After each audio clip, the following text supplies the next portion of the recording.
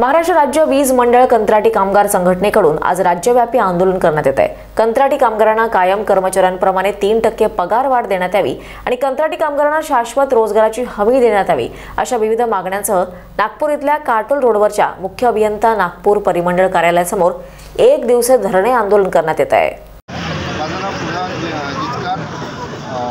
तांत्रिक ऑपरेटिव्ह कंत्राटी कामगार युनियन विदर्भ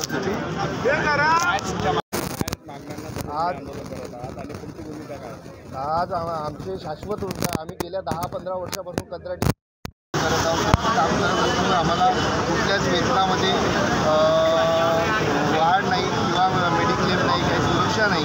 त्यासाठी आम्ही महाराष्ट्रातील तमाम संघटना एकत्र येऊन गेल्या 9 तारखेपासून आम्ही आंदोलन करत आहोत। तर त्यामध्ये टप्प्याटप्प्याने आज 4था टप्पा 21 तारखेला एक दिवसीय धरणे आंदोलन करत आहे। या धरणे आंदोलनामध्ये जर आमच्या मागण्या मान्य नाही झाल्या, आमच्या मागण्या आहे शाश्वत रोजगार द्या, आम्हाला 30% वेतनामध्ये वाढ द्या, 1 एप्रिल 2023 पासून त्याचा फरक आम्हाला द्या, ज्याप्रमाणे परमनंट लोकांना जो फरक मिळणार आहे त्याचप्रमाणे उद्या जे मीटिंग लागणार आहे त्यामध्ये आम्हालाही आमंत्रित करून आमचाही मुद्दा सॉल्व्ह करावा, एवढीच आमची मागणी आहे। आणि या सगळ्या 2 प्रमुख मागण्या घेऊन 17 मागण्या घेऊन आम्ही आंदोलन करीत आहोत।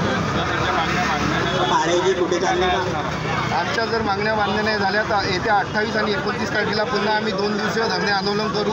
आणि जर पुन्हा त्यांनी आम्हाला इकडे ढवळण्याचा प्रयत्न केला तर आम्ही येत्या 5 मार्चपासून कंटिन्यू काम बंद।